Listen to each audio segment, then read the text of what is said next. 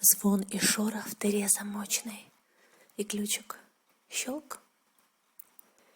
Из-под пледа струей молочной стекает шелк.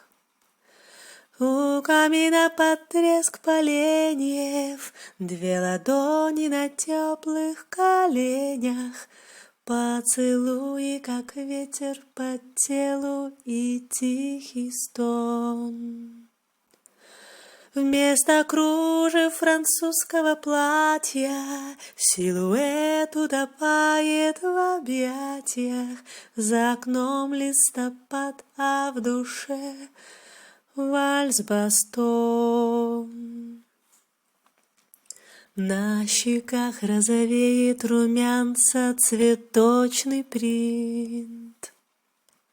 Ночь искрится от нежного танца, она горит мириадами звезд от счастья, в шоколаде и прочей сласти, и в смешинках горячих губ растворился сон.